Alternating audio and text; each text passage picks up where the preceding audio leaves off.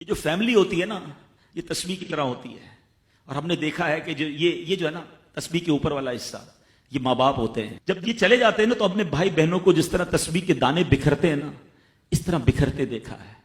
جب تک ماں باپ ہیں پہلے تو ان کی برکتیں لینا، اور جب یہ چلے جائیں نا تو یہ دانے بکھرنے مت دینا، جوڑ کے رکھنا اپنی فیملی کو. یہ فیملی یہی تو پیار ہے زندگی میں. تھوڑے سے پیسوں کے لیے بھائی بہن لڑتے ہیں، جائیداد کے لیے بھائی بہن لڑتے ہیں، تھوڑے کاروبار کے لیے لڑتے ہیں. ارے قربان کر دو، کوئی بات نہیں، بھائی کو تھوڑا زیادہ چلا جائے، بہن کے میری بہن کے گھر میں ہی جا رہا ہے نا، یہ تیرا ہے، یہ میرا ہے، نہ کیا کرے. یہ گھر کی محبتیں آپ کو بہت ساری بیماریوں سے بچاتی ہیں. حدیث پاک میں آتا ہے جس کا مضمون ہے جو چاہتا ہے کہ اس کی زندگی میں اضافہ ہو جائے، عمر میں اضافہ ہو جائے، بری موت سے بچے، اسے چاہیے کہ وہ صلہ رحمی کرے. صلہ رحمی کیا ہے؟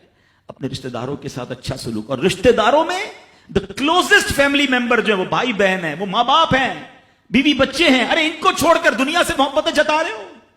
نہیں میرے پیارے اسلامی بھائیوں. تو اپنی بچیوں کے ساتھ اور اپنی بہنوں کے ساتھ بالخصوص اچھا سلوک کرنا. خوش نصیب ہے وہ بھائی جو بہنوں کا مان ہے، خوش نصیب ہے وہ جو والد جو اپنی بچیوں کے ساتھ اچھا برتاؤ کرتا ہے. بہنوں کی دعائیں بھائی کو بہت اوپر لے جاتی ہیں. خوش نصیب ہے وہ بھائی. اچھا ہمارے ایک اور نظام پتہ ہے کیا ہے کہ جب تک ماں باپ کے ساتھ رہ رہے ہیں تو چلے بھائی بہنوں میں پیار ہے. اب بھائی بہنوں میں شادی ہو گئی، سب کی شادیاں ہو گئیں اور ماں باپ چلے گئے، تو اب نارملی لوگ اپنی بہنوں کو اگنور کرتے ہیں. اب یار میں تو اپنی بیوی کو دیکھوں گا، اپنے بچوں کو دیکھوں گا، اپنی کمائی کو دیکھوں گا. نہیں، اب بھائی کا کام ہے کہ وہ والد کا کردار ادا کرے، بہنوں کو یہ احساس دلائے کہ تمہارے ماں باپ چلے گئے ہیں مگر تمہارے بھائی زندہ ہیں، ہر مشکل میں تمہارے بھائی تمہارے ساتھ کھڑے ہوں گے.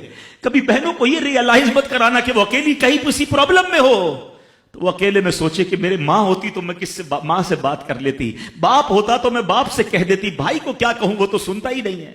ہیں ایسے بھائی آج بھی کہ بہنیں انہیں اپنا دکھ بھی شیئر نہیں کرتی ہیں، بلکہ بھائیوں کو پڑی ہی نہیں ہے بہن کدھر گئی. یہ مت کرنا. اگر تم اپنے ماں باپ کی روح خوش کرنا چاہتے ہو نا تو بھائی بہن جڑ کے رہو، بھائی بہنوں میں پیار رکھو. یہ پیسہ سب کچھ نہیں ہے. ارے جو کچھ میرے پاس ہے اگر میرا بھائی بہنوں پہ خرچ ہو جائے تو اس سے اچھی کیا چیز ہے. یہ یاد رکھے جو سوشل میڈیا پہ ہزاروں فرینڈ بنائے بیٹھے نا کہ میرے 5000 فرینڈ تو میرے 10,000 فرینڈ، کسی دن بستر پر پڑو گے نا اسپتال میں تو اس بستر کے کنارے تمہیں تمہارے بھائی بہن ہی نظر آئیں گے.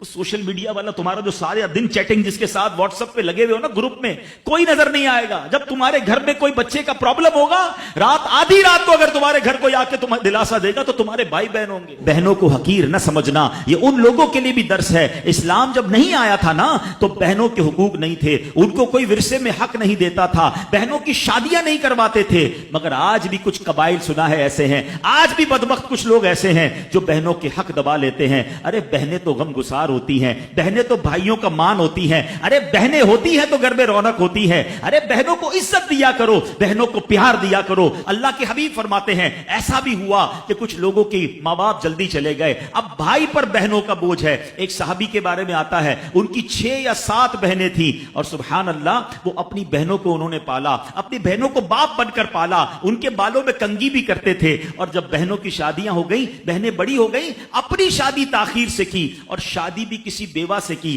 پوچھا گیا کہ کیوں بیوہ سے شادی کی؟ کہا میری بہنوں کو ایک ماں کی حاجت تھی، میں کوئی جوان لڑکی لے آتا تو بہنوں کا کیا ہوتا. اللہ اکبر. یہ صحابہ کا انداز. اور آج جو بہنوں کا حق دباتے ہیں، آج جو بہنوں کو ذلیل کرتے ہیں، نہ کرنا. ہمارا اسلام بہنوں سے محبت کا درس دیتا ہے.